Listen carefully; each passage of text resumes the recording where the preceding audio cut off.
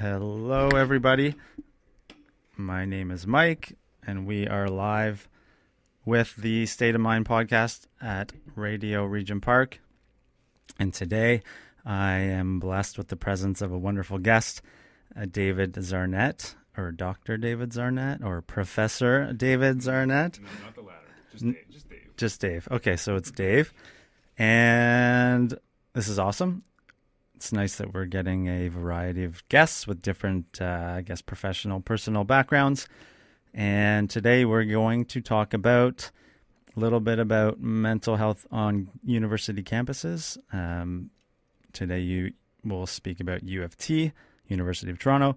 We'll talk about David's dog training business and what he's learning through that and how that relates to human psychology and mental health. We will talk about the charity that he is an executive director of. It's called Every Kid Counts, and they work to bring more resources to kids living with disabilities.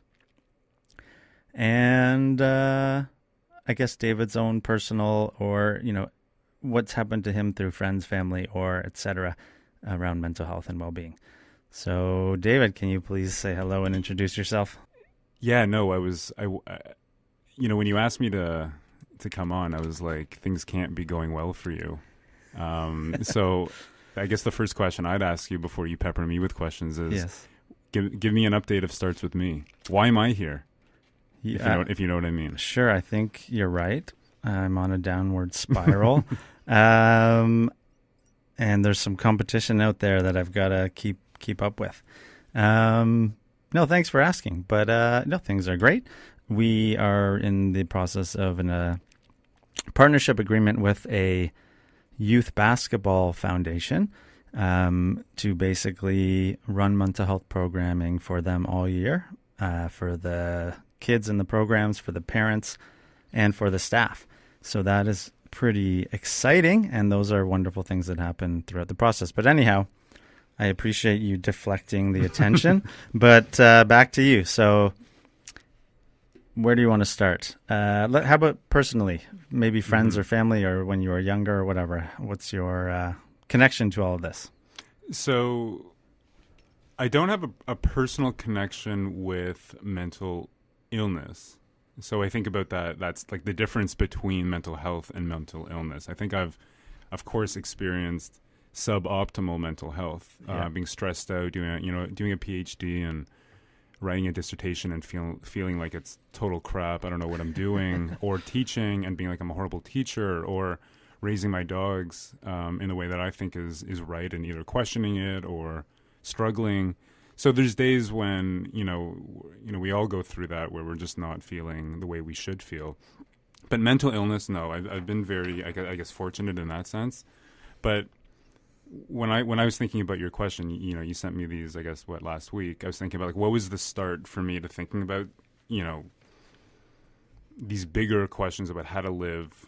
What does it mean to be powerful and genuine and authentic? And I guess a few years ago, maybe now it's a decade, maybe not that, or not close to that, or in that range. A friend of mine's brother committed suicide, and I was too young to really process what suicide meant, what are the causes of it. I didn't really know, but I remember having a lot of conversations with my friend. I'm really close with him about like what the hell was what was this? What was your relationship like with your brother? How do you feel about it?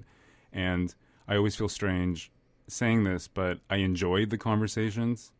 Mm-hmm. And Mike, maybe you can shed light on what that feeling is, because I don't always know why I enjoyed it. But I felt like, as opposed to talking about sports or like the Raptors or even politics, these conversations felt really genuine and raw and real, and you're processing or trying to process really important stuff that we all experience, whether in a conscious or subconscious way. I think that was the start for me thinking like, oh, I actually like to think about these larger questions of mental illness and mental health. And a lot of that plays out now. So in my role as an undergrad advisor at U of T in the Department of Political Science, I feel like I'm always having these types of conversations with students about where they're at emotionally, how they're feeling, what they're struggling with, as opposed to just sort of the technical aspects of how to apply to grad school or how do I do better on this paper. It's deeper stuff. So I think that with that experience with my friend was a big turning point. Yeah. Cool. Yeah, thanks. And you asked, so there's two things. There was one, why is it that we enjoy these deeper conversations? I think certainly a big one is because we don't have them very often, which is unfortunate. But I think it's why there is this explosion, I guess, for lack of a better word, of these conversations happening all over the place. And you also mentioned how you often would explore the deeper meaning of life or how to live with purpose and etc. So I think having real conversations about death of a sibling, or in your case of a good friend's sibling, those are as deep and personal as it can possibly get. And so I think that's a huge cause of the problems these days, is that those deeper conversations around what does it mean to be a human? What the hell are we doing here? All those kind of things. Those conversations are not happening. And I think many people are aware they're missing something. A lot of people aren't, but it's clear that there's some sort of deeper void that's not being fulfilled currently. And I think that's actually probably a big reason for a lot of the mental health problems we're seeing on campus or elsewhere, although that's probably up for debate, or it's also very complicated as well.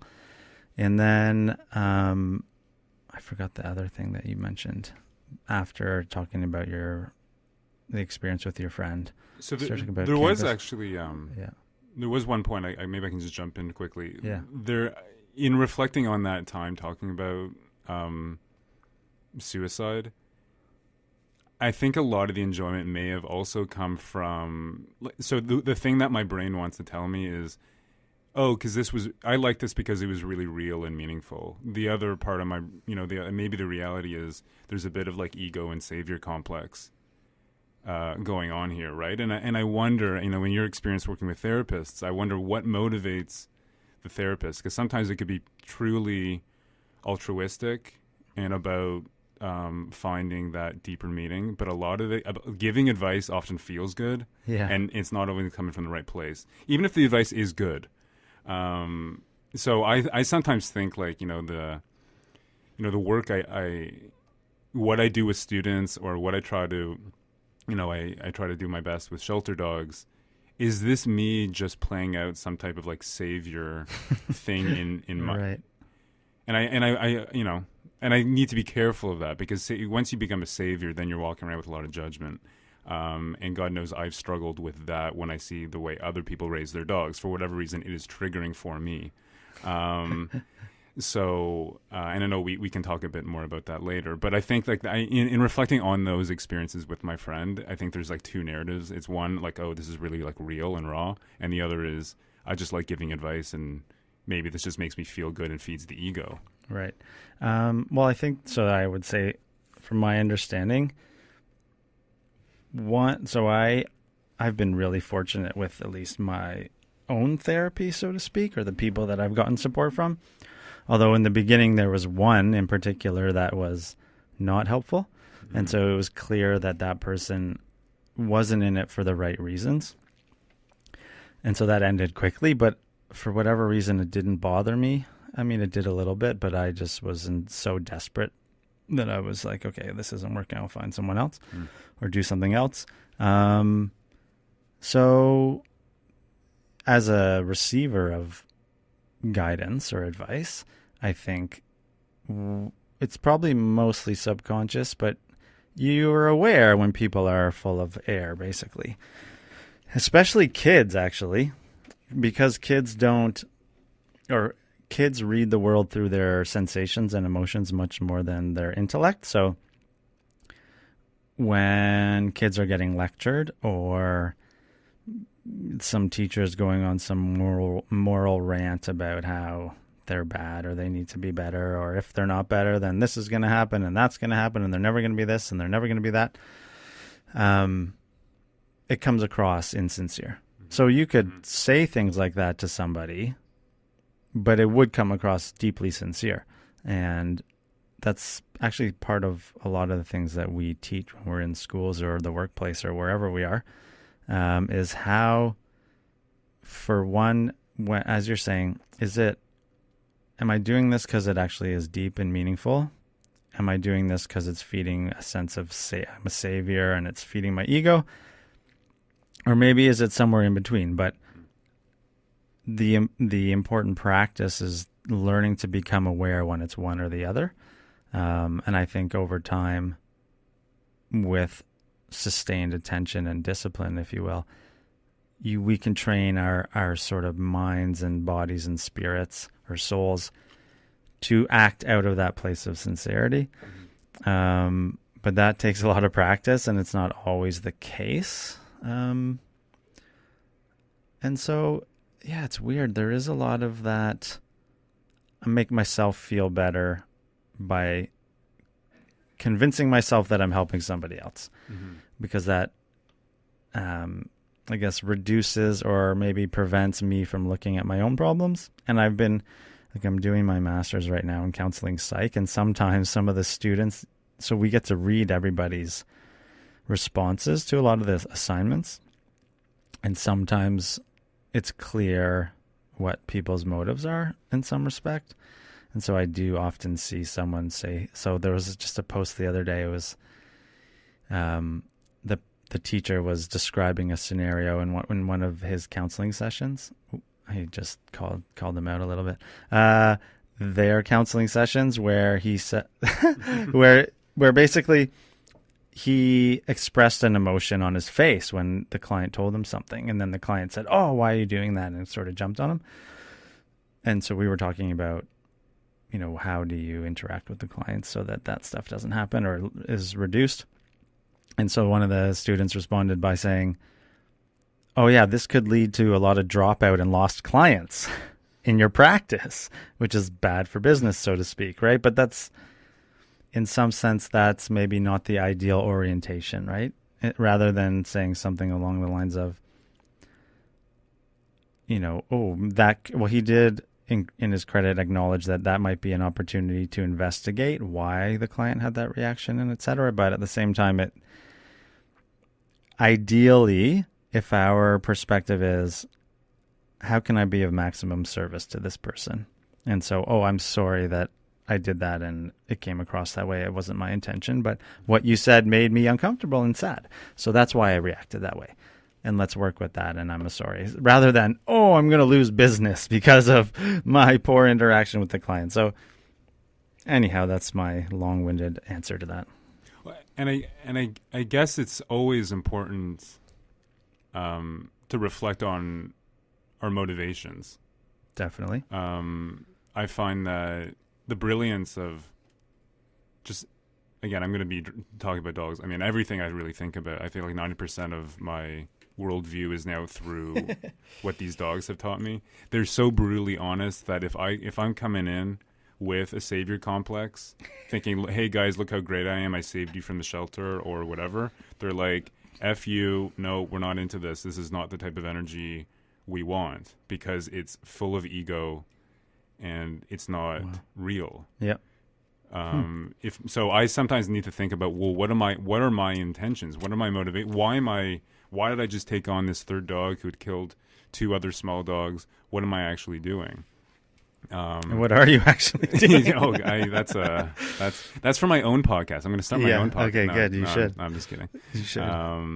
No, but what am I actually doing? Is that a real? Yeah, a real sure. question? Why not? Let's do it. Yeah. Why? I don't know. I don't have a good answer for that, but I can give you a bit of maybe a chronology as to what happened, and you can tell me what I'm doing. Is that possible? I'll try. Okay. Okay.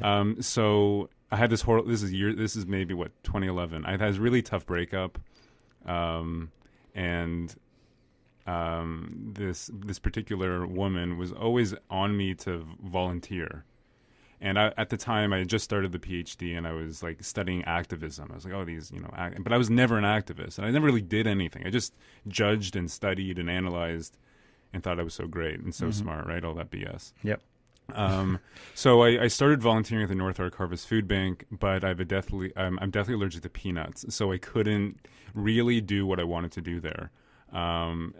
And so a friend mentioned, hey, there's a volunteer orientation session at the Toronto Humane Society. I went, and I started volunteering there to walk shelter dogs, walk the dogs there. Within the first few weeks, I was bit. Wow. How does that happen? How does that happen in a shelter? Like, so how do you get bit? So you're taking all these dogs are riddled with anxiety, just by not necessarily who they are, just by their environment. And I think the Toronto Humane Society is well intentioned, but often good intentions. What's the saying? The road to hell is paved with good intentions. Yeah. And I think that's the reality for many of those dogs. So in this case, I was just walking one of the dogs out, and I actually really remember it vividly. I remember a few things. At the time, if a dog had kennel cough, you had to wear this like nursing gown. What's kennel cough? Kennel cough is like like some type of like cold that dogs get, and it's contagious. So you got to be careful.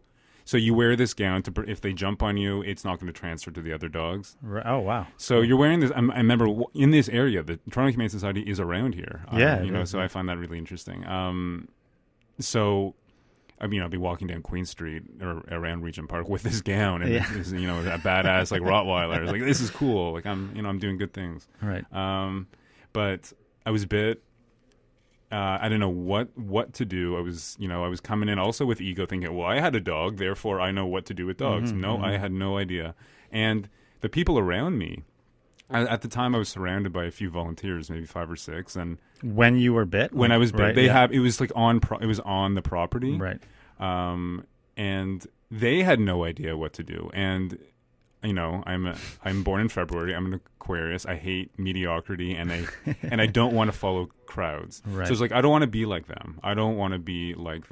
And I'm not sure that's necessarily a good place to come from, but that's how I felt in that moment. I started bugging the staff at the Toronto Humane Society to train me, and they, over time, I had to be very persistent because they don't have a ton of resources, and that's fair. They put me in touch with this brilliant woman. She's now my teacher, close friend, mentor, Suha Ezzedine, also a professor at York. Wow, and cool. she taught me. She was like, there was no, when I met with her first, I always joke with her about this. There was no pleasantries. It was like, all right, go get the shittiest dog. Yeah. I don't know if I can swear on this, actually. Oh, yeah, you can. Okay. Yeah, but keep it to a minimum. Yeah. Go get the worst dog. Yeah. Go get the worst dog, and I'll teach you how to do this properly. Wow. And that started like a long. And what did was she the director of the Humane Society? No, she was just a volunteer, like a badass volunteer who was just really, who the staff really respected. They knew that, she's serious, she gets it, but she was very different. She was like, I'm going to not only teach you how a different way, I'm going to teach you a new way of thinking about these dogs. Often it was like just a new perspective, a new mindset towards what we're doing with these shelter dogs. Right. That was the start. And she was always in my ear about, it's easy to pop in 3 hours a week, walk a dog and then think you're so great. Meanwhile, the dog is languishing. Right. And that actually speaks to that self-serving. Yeah. It's so tricky. Yeah. Because some people really only do have 3 hours a week. And I guess it's so impossible to judge or to really know what's going on in each individual's mind. But that's the thing. It's, I went in, I did my 3 hours this week and everything's fine and I'm great. And, I'll go eat dog meat at a restaurant. Right. Kind of thing. But yeah, it's just, I don't know. I think it's too difficult to judge everybody, so to speak. But that's what you're talking about, kind of, right? So often I try to have this in my own teaching is I'm not content with students being mediocre and staying stuck. Like you like to think in terms of like, know where your strengths are, but keep trying to get better. Be a bit ambitious. Don't beat yourself up, but be ambitious about being a bit better. And she was always in my ear about, okay, you actually want to do this dog thing? You got to foster. So that means living Foster dog, okay. living with not only taking one of these dogs and bringing them into my home, right.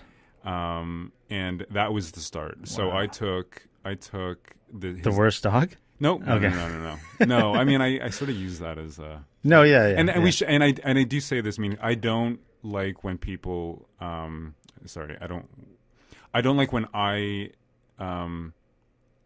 pigeonhole or categorize dogs, Right. given the environment they're in. Oh, this dog is aggressive. Right. This dog is anxious. This dog is X. This dog is Y. No, Okay. it's often it's more complex than that. Right. So when I say the worst dog, that was sort of tongue in cheek. Sure. And that's my old self or myself now that I'm battling with. Right. And that's super interesting because when it comes to kids or young people, a lot of the time, or even adults, but it's this kid's a bad kid. He's doing this. And it's so much more complex than that. And then kids get pigeonholed and then it's trouble. And they start telling stories and believing their own stories, and oh my God, it's not good. Right. Okay, so you took the dog home. So I took this dog in, and his name was Snickers.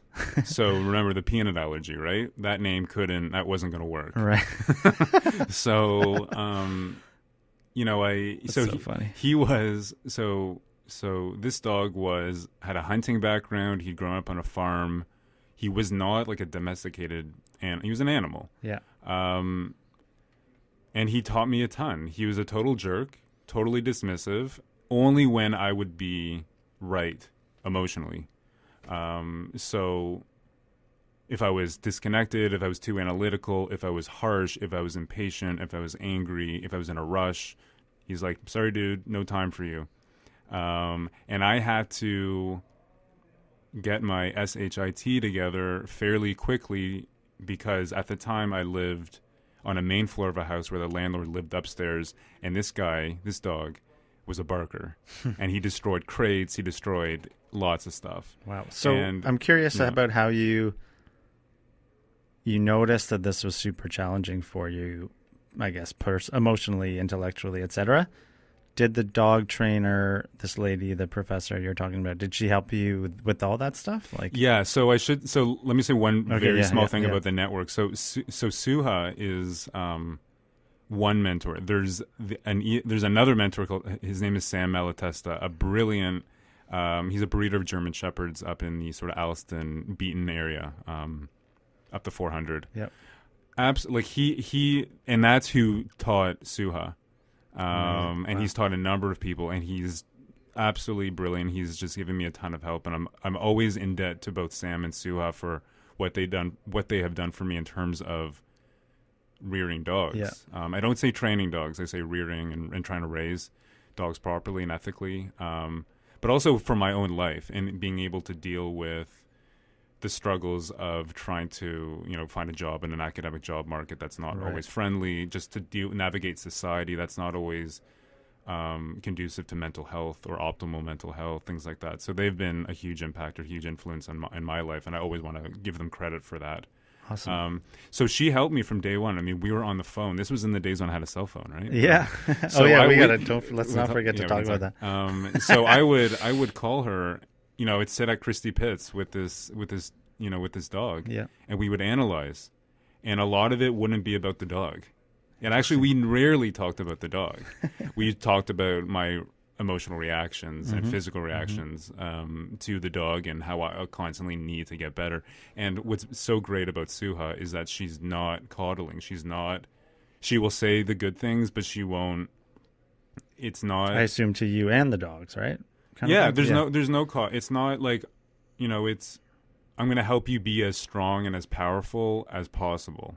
Right. Because when you're powerful, you're not going to be worried about anything. Things don't bug you. You can just take the jabs of life and move forward. And so it's amazing. Just, it was just, so, I mean, there's a ton more to say, and all this, I can talk about the struggles I've been through, and, but that was the start. It was with this dog, and then his name is now Doug. So I called him Dog for a while, and there was a sort of a strategy behind that. Interesting. But so that's sort of how and then I'm down the sort of the rabbit hole of now I have 3 of them, and, right?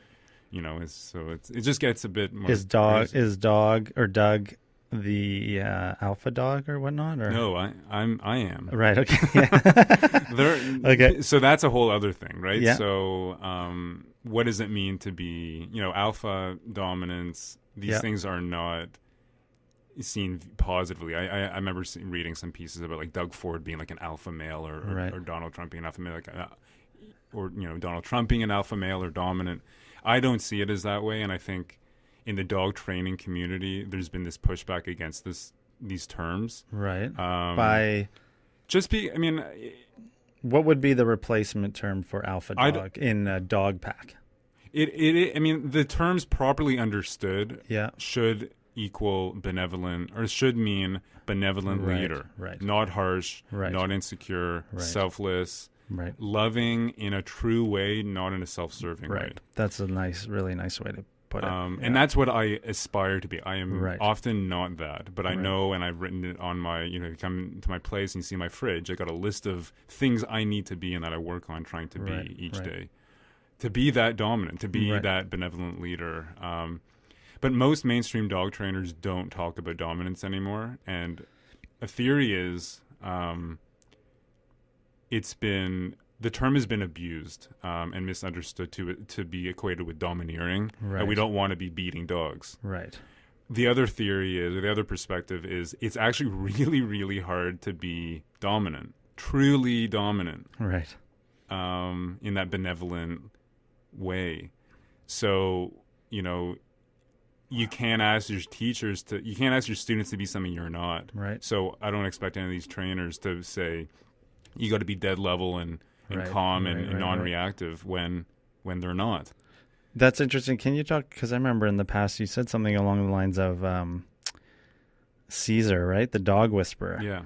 And how obviously he's got his own thing going and he's quite successful at what he does. But you just mentioned about how he touches the dogs, right? Or he uses physical force to be dominant, I guess. Is that a fair way to say it? Yeah. And that maybe is contrasted by what you have been taught. So, or is that, is that right? Yeah, no, 100%. Okay. So what Sam and Suho would say is dominance is a mindset. It's not a physical application. And the more you have to apply yourself physically, the weaker you truly are in terms of what it means to be that dominant personality. So whenever you have to roll a puppy, if you see a dog and it wants to demean a puppy, mainstream view is, that's an alpha dog, that's a dominant male or a dominant female. No, that's an insecure dog. Like, what type of person wants to go demean a little kid or a little baby? What does it say about that kid? Was it whether the pedophile or the child abuser? These are not confident individuals. These are deeply wounded, struggling individuals. So when Cesar Millan is not all wrong. But he does do things, especially early in his TV show, where he would flip dogs on their back, physically challenge them in order to win physically, and to say, dog, I'm more physically powerful than you. I think that's very dangerous. I think it's not real dominance. I think it's asking people to put themselves in situations that are going to put them at risk physically, and really you can't win in a physical fight with the dog. They are, or especially if you get a really serious dog, you are going to lose that fight. Don't go down that road. We have other other qualities to us that are sort of more effective. But fighting, physical abuse, physical punishment, pain, no, they're not tickets to long-term relationship building. Interesting. And so in your experience or whatever, it's about relationship building and etc. Maybe you could talk about, and we'll stop talking about the dogs in a couple minutes and then I'll have nothing else to say. To the human. So because I really like the idea of when we see so there's a couple of things that you've said in the past. So one, dogs that are friendly with everybody are likely also not secure dogs, potentially, maybe, or when an owner lets their dog be pet all the time, or when an owner, and I see this all the time, complains about their dog or tells their dog to stop, or my dog is so this or my dog is so that. Can you touch on a couple of those things, maybe? Yeah, sure. So again, Sam and Sue had taught me everything, but anything I say that it's not right, it's not a reflection of what they've taught me. Yeah, it's my sure. misunderstanding. Yeah, right. Right? So I'm still very much, I've done this for, 7 years now, but I have so much more to learn. And every day I learn something more, and I realize how I was wrong in the past. Sure. So I'll just throw that out there. Yeah. The social dog, right? I struggle with this a lot in society, and actually really it's so relevant in terms of mental health and being optimized in terms of mental health, because the mainstream view of the social dog is they go up to everyone and they're really friendly. Right. If you think about dog as a pack animal, as a predator, as territorial, no, they don't leave the group to go address a stranger, let alone to receive affection from that stranger or to play with that. That is not dog behavior. Dogs are pack animals who should stay close, right? They stay close to their person, not out of obsession, but out of bond and connection. So the more your dog is wanting to say hi to other people, the more, really what it's saying is not, I want to go say hi to that person, but I want to leave your side. I want to leave your presence. And, this is the amazing thing about dogs, is they're brutally honest if we're humble enough to see what they're saying. Yeah, because obviously a lot of people would not agree with what you're saying. They don't like that. No. Yeah. So I'm sensing other people not liking that and getting all caught up in other people's baggage.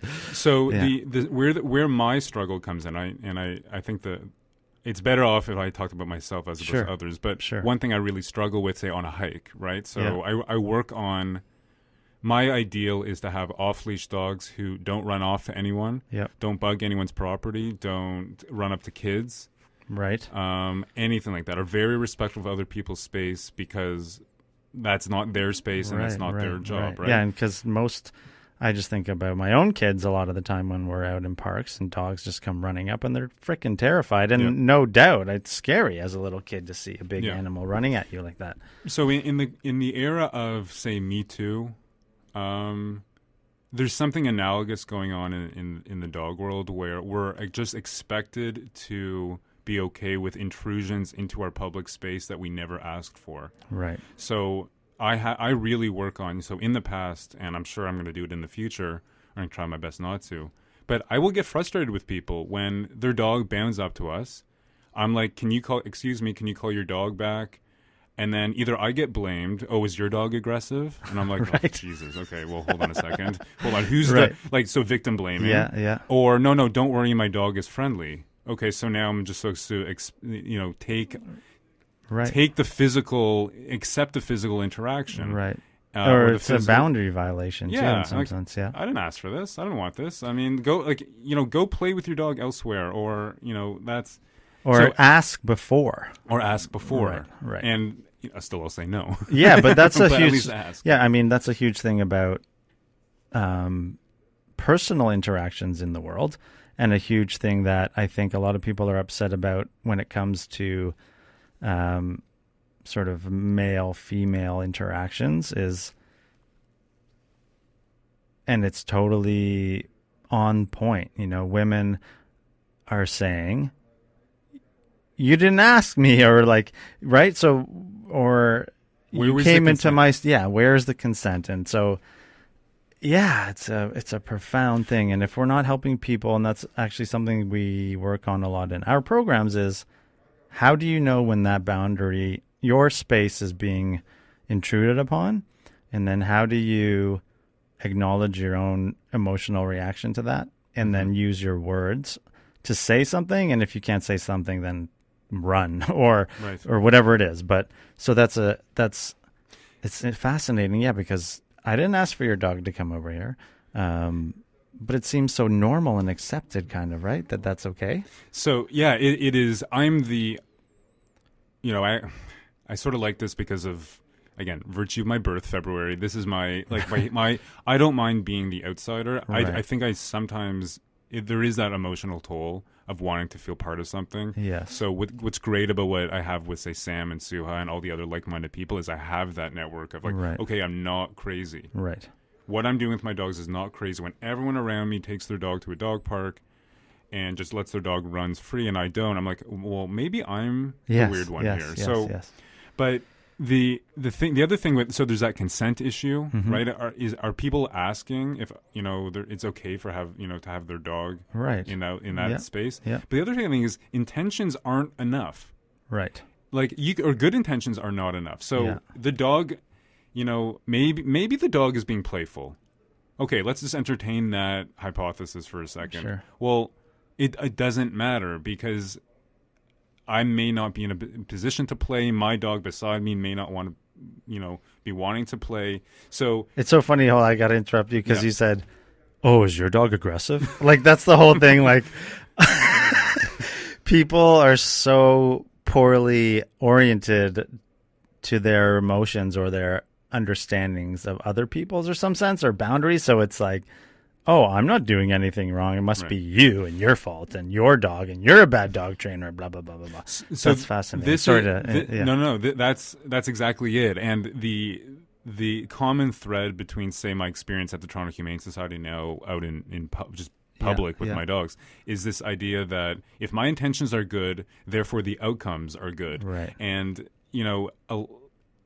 I don't mean to be critical of the Toronto Humane Society volunteer, Right. but I think it's good to flag the point that whenever you do something, Mm-hmm. and this is just as relevant for me as it is for others, just because you have good intentions doesn't mean Right. the results are going to be good. Right. Let's say the Bush administration invaded Iraq because on good intention we want to bring democracy to Right. it. Well, what the hell happened? I don't care if your intentions are good, and I think that can lead to a lot of problems. Right, We're not thinking right. about end result. We're just thinking about, well, I'm so good, Yeah. and I'm doing the right thing, therefore everyone else should accept it. And I Right. think that's a problem. Right on. Okay. So let's go to People. students. What are you seeing on campus? Can you also tell us about your study, or is that are you not allowed to talk about the study you're doing? Oh, it's very early, and I'm Yeah. about to hear word in the next few days about whether it's moving forward with a certain organization. So it's still up in the air. I can talk a bit about it. Okay, you didn't bring the little gadget, did you? No, Okay. no, I should have. You should have. So Okay. this is very preliminary research. Yes. Let me. What do you Go ahead. Whatever you got to say. Yeah. So I have this hunch, and I don't know if it's right or not, and I'm open to being wrong, but this hunch that a main cause of the mental health crisis that we're seeing, and Yeah. I have a list of stats here Cool. that was recently reported amongst U of T students or across Canadian campuses. I think a main driver of poor, suboptimal mental health as well as mental illness Yeah. is our increasingly toxic electrical environment, our use of wireless technologies, our excessive use of screens that tell our eyes that it's a different time of day. So if you Right. can't sleep, but you're looking at your laptop late at night, well, the type of light coming off that screen is telling you it's noon. Right. And so that's clearly sort of accepted, right? That is in now world. accepted. Yeah. But And that's a huge problem for me personally, to be honest. I have a hard time sleeping, and Right. because I'm staring at my freaking phone at nighttime. And, Yeah. So it's a common problem. Yeah. And these things are addictive. For sure. I don't know. Well, that's also proven too now. Right. And even there was an article in the New York Times recently about Silicon Valley leaders or CEOs are acknowledging that screen time is bad for kids or something along those lines. I'm not exactly sure. But so there's that. that's There's your that hunch, yeah. aspect. There's that, like the sort of the light aspect from the screens, but also something deeper that a lot of scientists are increasingly saying is operating at the cellular level. Yeah. So if you look at if you go around Toronto and you look at the top of a lot of apartment buildings, Yeah. you'll see relatively new cell towers. Those are cell towers which I think are part of what they call the 4G and coming 5G infrastructure, maybe also 3G. These are types of sort of cellular network systems. Yeah. Those emit a lot of radiation, what they call radio frequency radiation. Mm-hmm. And these are new. These in are newer society, so to systems. speak? These are emerging systems over the last, say, 5-6 years. So yeah. Okay. So the advent of the ubiquity of wireless technologies is fairly recent. Mm-hmm. And it's having a whole host of health consequences. Right. So in 2011, the World Health Organization's Yeah. International Association for the Research on Cancer, IARC, categorized radio frequency radiation as a possible carcinogen. Wow. And that was not around before 2011? It was, but in far less. Right. Okay. So right. radio is operating at is wireless. Yeah. And that's been in existence since the late 19th century. Right. The issue now is that it's everywhere. So if you walk, so one thing, you sent me this question: what do I see on campus? Right. I don't see mental illness or mental health because Right. it's hard to see. Yep. Right. But what I do see is a ton of cell phones. Right. And I see cell towers on top of a CAMH building on the U of T campus, and I find that fascinating Right. and ironic if the link is actually true. Right. So those are some of the things I'm starting to research, and the focus of the paper with a co-author. She's a professor at Trent, Magda Havis, who's also brilliant. I'm so lucky to be surrounded by really smart people, including you, Mike. Thanks. So. It's about looking at Canadian policy on wireless regulations, Right. And wireless safety standards, because these things do have health consequences, and I'm concerned about, from the aspect of mental health, what is this? What are these technologies doing to the ways our brains operate at a deep cellular, intracellular level? Because our brains are electrical units. Mm-hmm. And if our electrical environment is inconsistent with our evolution, then they're going to go haywire. Right. And I think that's what we're seeing.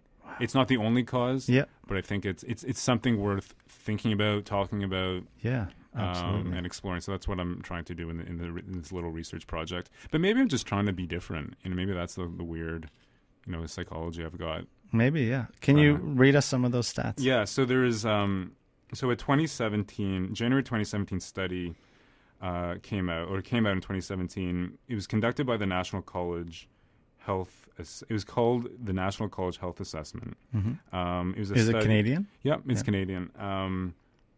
I think actually maybe American universities and colleges could have been a part of it, right? But they did an extensive study of all Canadian universities. And let me just report some of the U of T. Sure. So 4,752 students replied. So that's a fairly significant sample. That just at U of T? Yeah, 20,000 were asked. Wow. About almost close to 5,000 responded, which is a decent response rate. Mm-hmm. So they asked students a bunch of questions. One that's most relevant to our conversation here is in regards to mental health and well-being. Mm-hmm. So they asked, in the past 12 months, have you felt? Okay. Right. So overwhelmed, 88%. Exhausted, 87%. Very sad, 73%. Very lonely, 67%. Mm-hmm. Overwhelming anxiety, 64%. Hopeless, 62%. Overwhelming anger, 47%. So depressed, hard to function, 45%. Considered suicide, 12%. Intentionally injured, 8%. Attempted suicide, 2%. So the last one is interesting for me. 1 second. I want to see your lovely. I want to see your lovely face better. There we go. That's okay. So the last one, attempted suicide, 2%. That's 95 students. Wow. Out of the 5,000. Yeah, just out of the 5,000. Are these, since I've been studying research methodologies, is that, what do they call it when you study X amount of people so that you can that would assume... be considered. So most, like if you look at a census, the most like 1,000 people. Right. This, based on how the data was collected, this should be, we can be fairly confident this is representative of the U of T student body. Right. Okay. So 2% of the entire U of T student body, according to this data, has attempted suicide. Yeah, no, I mean, there aren't really words to... right. And some of the other things, and I should add one other thing. I jotted down the comparison with what they call the Canadian peers, so students at other universities across the country. Yeah. The numbers are pretty much the same. So this is not a U of T story. Right, so some people would say, well, U of T, it's a very hard place to feel part of the community. It's such a big school. It's a commuter institution. It's a research institution that maybe doesn't do enough for student support, which is actually not true. But that could be one of the questions or whatever. Yeah. Across university campuses, the numbers are pretty much the same. It's 2% attempted suicide amongst Canadian peers for U of T students. So it's Does across it the country. say how many completed suicide? No, No, that's not there. that wasn't Okay. there. Right. That's That would be interesting to know. Yeah. Although we do know our Canadian suicide rates for young people are, I think, in the top 5 of the developed world. Right. I think it's all relatively close, so it doesn't necessarily matter where you rank, which is pretty scary. It's the number 1 cause of death outside of car accidents for young people in the world. Right. Yeah, I don't know. It's hard to know because I don't think there's enough information, but these things probably weren't reported in the past, so that might have one cause to the alarming increase in rate. And maybe we're just talking about it more. I mean, who knows? But it's scary, and maybe so you're exploring other answers, which I think is great, because I think a lot of us would say, and this is rampant in the mental health advocacy world, is the government just needs to fund more mental health care, and it's maybe, and in some senses, yes, no doubt, there needs to be more access to services, but it's so much more complicated, and there's so many layers to what leads somebody to that point. And when someone's in crisis or at that point, it's very difficult to intervene. So I don't know. I think, and I wrote a blog on this recently, do you know what the difference is between mental health and mental illness? And why is it so important that we understand that? So I argued in the blog that the reason it's so important to understand that is to effectively use these government dollars or our resources to address those problems. So if we say the government just needs to pump more money into mental health institutions, then are we then supporting, it's health promotion is the word used in this world. So if the money's getting dumped into the healthcare system, then that's likely not going to mental health promotion or well-being promotion in the general society, in which case, is that going to change any of the crisis situations that lead to death? I don't know. Probably. I don't know. I don't have the answer. Those are the questions I would ask. Mm-hmm. So does the government need to fund more mental health care? I don't know either. It's yes, definitely, especially for young people and kids who have to wait forever, which is not okay, because they all are more vulnerable. But anyway, so that was just part of the thing. It's like we need to get clear on what we're actually talking about, so then we can actually come up with a solution or a set of solutions that are addressed to the reality. And we get so lost in the just more money or, I don't know. There's just so many things that people say that are simple and easy, but yet not based in the complexities of the real situation. So yeah, I don't know what that looks like in your job or in this kind of stuff. So what I tend to see is this emphasis on reactive supports.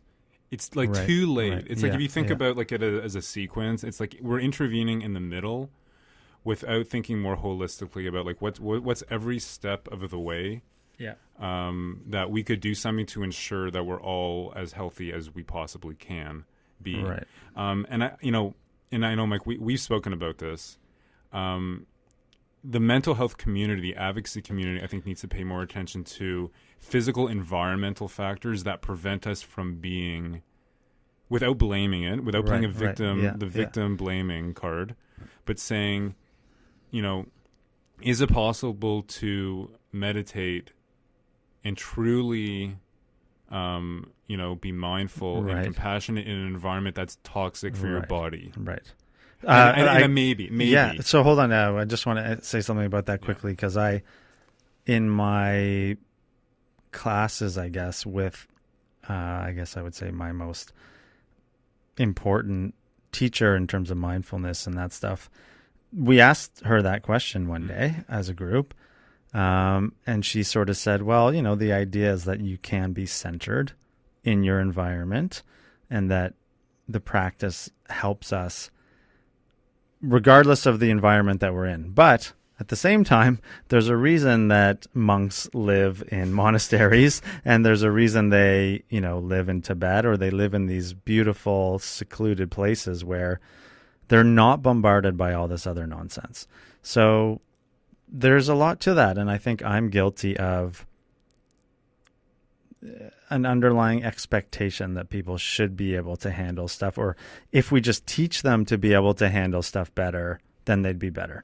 Right. But that's my own sort of bias or issue with all of this, is I need to learn that it's not that simple as well, right, along the lines of what we're talking about, and that there are all these other factors going on. Sorry, But what's so great about the Starts With Me message is it starts with you in terms of emotional stuff you're working on, but also starts with you in terms of cleaning up your own space, your own environment. What's your home like?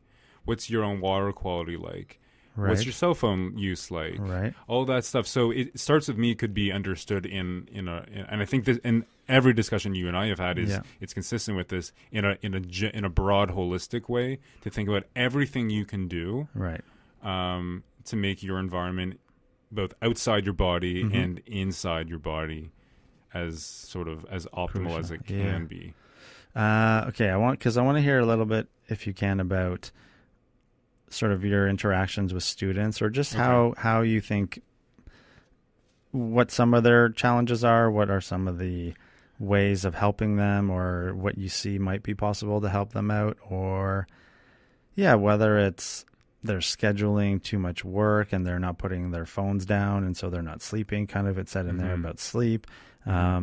Is it because they don't have maybe a deeper sense of purpose or meaning in their life, or maybe they've been, so there's an amazing book from Jonathan Haidt, and Lugiano, I think, is the other author, The Coddling of the American Mind, and they would argue that in some ways, because we don't let our kids get hurt, or at least the past generation does not let their kids get hurt emotionally or physically, that when they're confronted with real world problems as they grow up and go to university, they're so fragile and to no fault of their own. And then they're just sort of, what the hell am I supposed to do?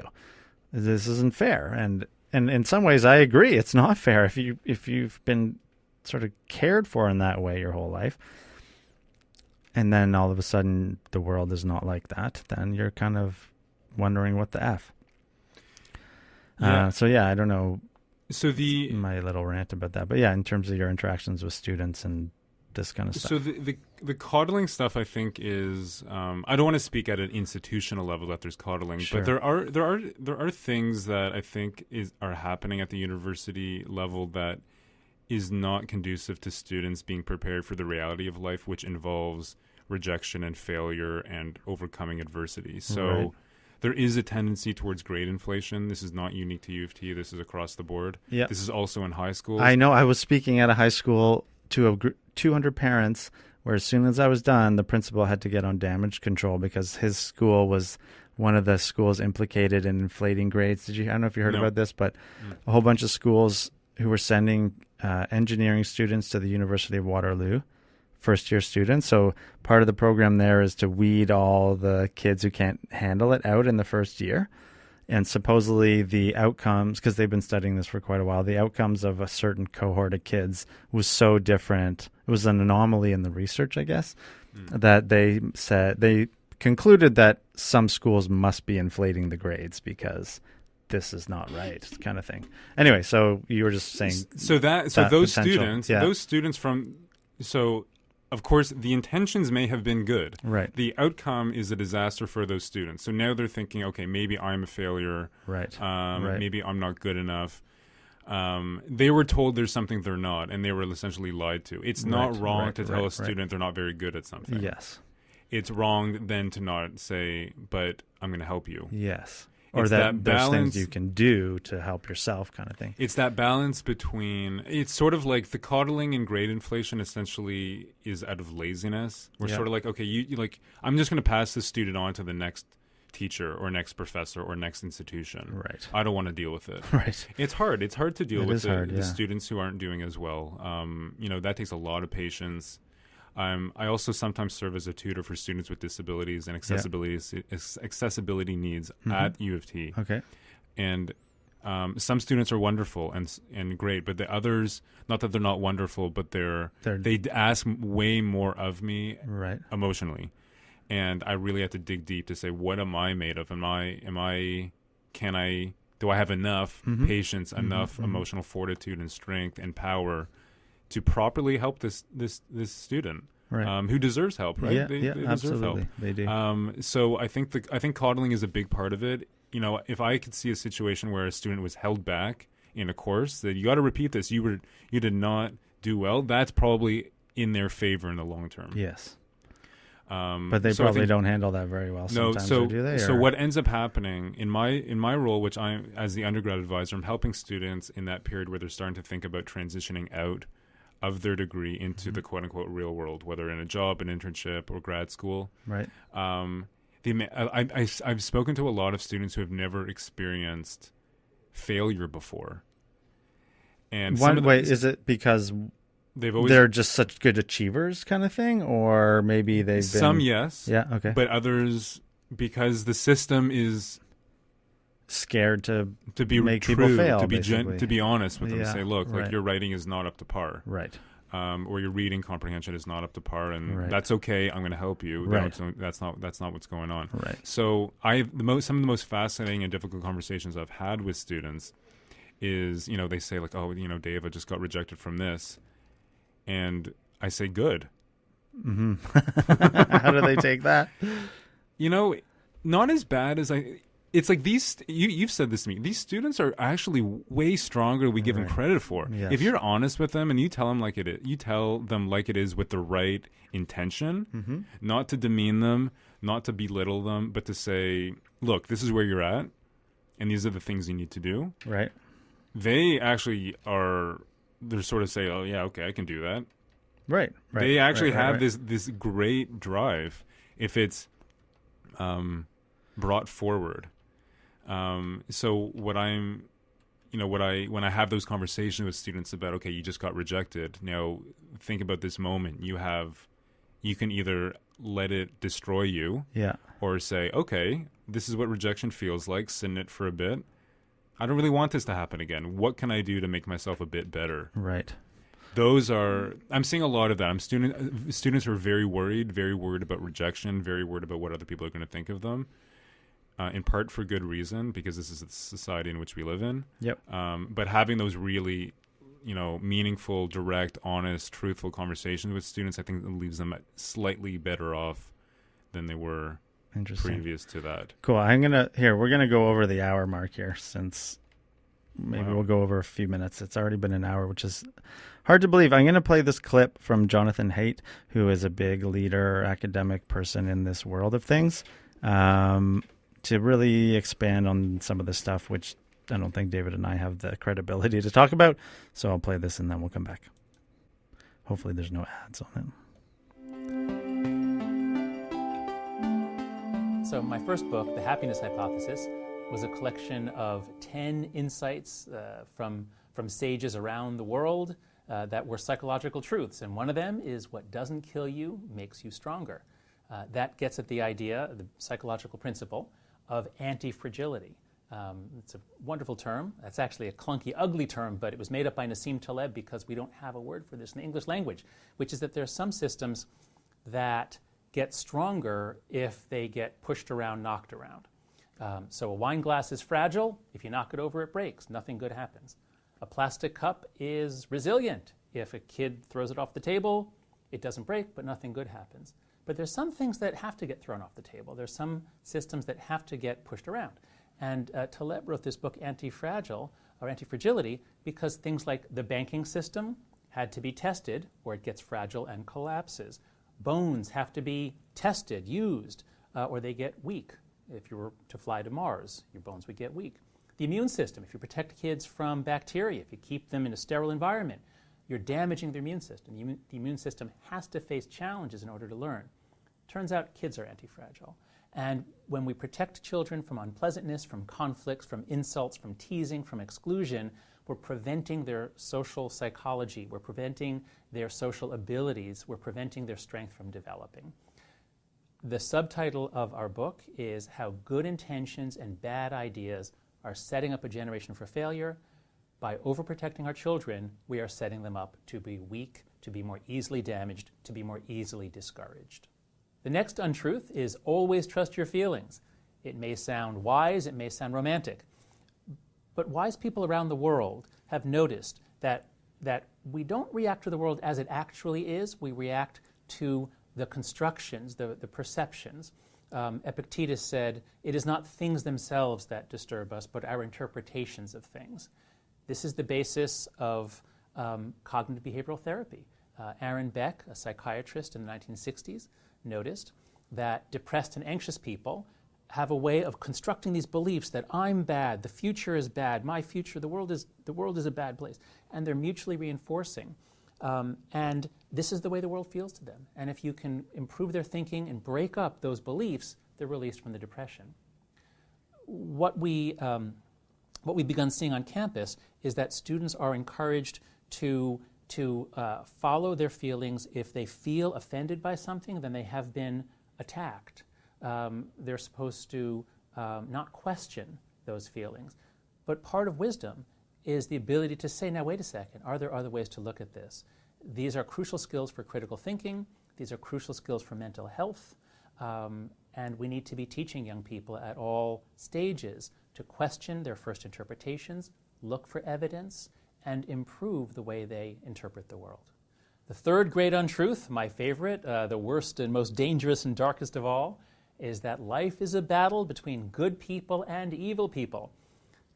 If you think about it for a moment, who are we? What is our species? We evolved in small-scale societies that were locked in struggle with other small-scale societies. Human nature is really, really finely tailored for intergroup conflict, for tribal warfare. This is the way our ancestors lived for a long time. Now that we've transcended it, we're so desperate for it, we've invented team sports, fraternities. We love these sorts of competitions. Our brains are made for it. Now, it can be fun, or it can get dark, and it can lead to racism, all kinds of forms of bigotry. If we're creating multi-ethnic environments on campuses, and in most of our organizations, we're struggling to increase diversity, what you should obviously be doing is turning down the tribal sentiments, is emphasizing what we have in common. But on some college campuses and in some high schools, we see forms of education, forms of training that teach students to make more and more distinctions, to see more and more binary dimensions between people, where the people who are high are bad, the people who are low are good. The more we encourage people to see the people around them as good versus evil, the harder it's going to be to create an inclusive, diverse environment. The bottom line is that there are some very basic, important psychological principles. If we're going to raise kids and educate them and bring them through schools and universities, we should get our institutions in line with these principles. They are: children are anti-fragile.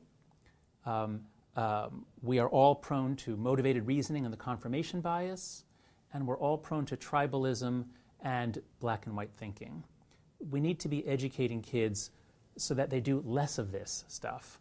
If we want to raise a generation of kids who can deal with diversity of all kinds, who can go out into a world that's physically actually quite safe, but yet full of offensive content, we need to get our educational practices in line with these three psychological principles, not with the three great untruths. Whoa. So that's from bigthink.com. I guess we don't have too much more time, but maybe let's just talk about the second one, which was always trust your feelings. So I think that's something, again, it's so complicated. We don't have enough time. Maybe for your second podcast, we can dig into that more. But maybe I'm curious how much that comes up in your interaction with students around their feelings or their perceptions of what's happening to them, and how to help. Because we talk about it too. Like, all of us, if we have the ability to be honest with ourselves, we all get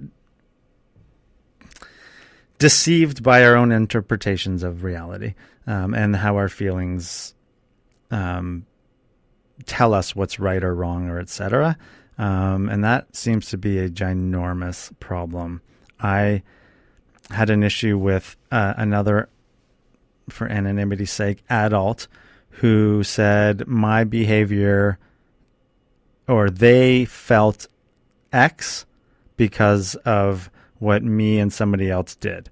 And I totally rejected that. I said, no, the way you felt is not my or this other person's responsibility. And in fact, we actually didn't do anything wrong at all. So when you say that to me, one, it's not true. Two, I don't accept it as real because your feelings are not my responsibility. I am responsible to being, not harmful, which I wasn't in any stretch of the imagination. But, it's just this weird interpretation of, I feel bad about what happened, so I'm going to blame the other person. And because I'm the one who's hurt, then I must be right. And they must be wrong and bad. And anyway, it's kind of a bit separate from maybe how you help students in these situations, or how these situations impact them. But this is a massive global issue right now, human issue, really. And it manifests everywhere. And at the core, it really is a mental health thing, or an emotional thing, or a spiritual thing, or whatever, which I like a lot from that video. Was he was talking about literally polling or surveying the global wisdom traditions, in a sense, and these ideas that have been around for longer than anything else.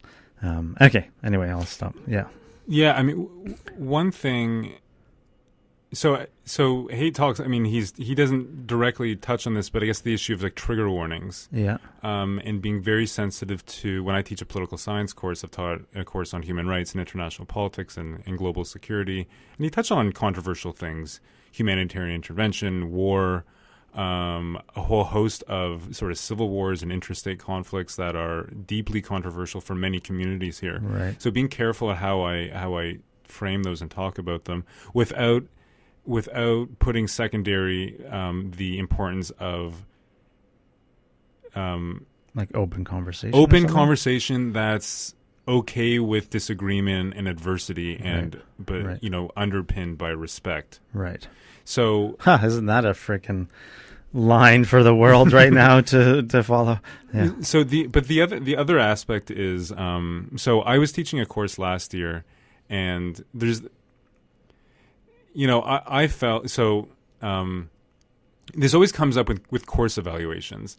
I felt like I did X, Y, and Z, therefore the students should be responding in this way. Right. But when they don't, then it's like, students are like this.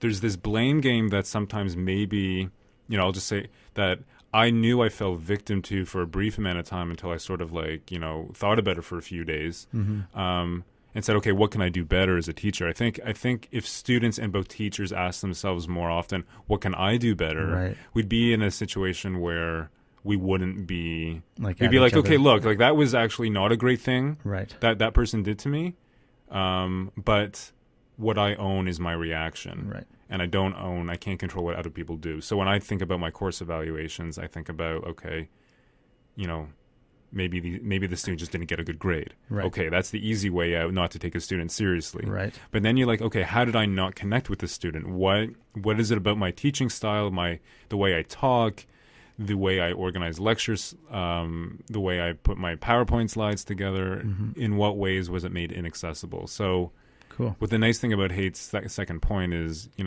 take out the blame game, at least as I interpret it, and and just say, what can I do better? Right. So as the last point, since we're going to have to come back another day. I'm invited back. Oh, I'm sinking. I might not be around still, so you better come back before I sink into the ground. Okay. Every time I hear it, my teacher's voice just rings in my head. So you said, I felt my student thought X or something like that, right? So along this whole point, everybody, drill this into your head. There's a huge difference between thinking and feeling. And so a lot of what I think also Hate's second point was, don't always trust your feelings, because they're often not necessarily a good reflection of what's happening. But more importantly, to what I'm saying, you don't feel students did, etc. You think students interpreted my teaching in this way, and that made me feel uncomfortable or sad or bad about my teaching skills or whatever. And then I have all these negative thoughts that are associated to that. So it's really super duper important to learn the difference between thinking and feeling. And in some ways it's pedantic. I don't know another word. It's picky. Because saying, oh, I felt this or I feel that is part of common parlance. But it's actually profoundly different. Thinking and feeling and understanding that is incredibly helpful in your life. So if somebody does something you don't like, you don't say, I feel you're not nice. You say, I think you're not nice, and I feel sad, I feel angry, I feel whatever. But separating those two things is really important. Also in how we communicate our requests of other people. If we want them to behave differently or do something differently, then we got to own our own space first so we can communicate better to them. That's my little rant. So thank you very much, David. Any lasting words or comments that you want to leave us with? No, but just Mike, thank you so much for this opportunity. Whoever listens to this, any feedback is welcome. Anything that I said that don't make sense or don't agree with. And are you offering dog training services? So no, there's no business. It's just sort of. But there should be. Well, we're gonna get your website I'm very much sometime. a student of my teachers, and I'm with them. So if there is some initiative that happens in the future, But right now it's primarily I'm trying to do my best, and if people need help, I'm happy to either help them directly or connect them with both Sam and Sue who are brilliant. Amazing. So we didn't get to talk about Every Kid Counts, so but we will next time for sure. Great. Okay. No, but Mike, thank you so much. Yeah, Your work is great. I love reading your blog posts, and I'm going to listen to more of your podcasts. Thanks. And just happy to be a part of this. Thank you, sir. My pleasure. Doctor, professor. All right. Bye, everybody. Oh, and we're going to leave. David wanted a song here to leave everybody with. So thank you for listening, and please, get in touch with any questions, comments, whatnot. And maybe if you have a request for a guest, let me know.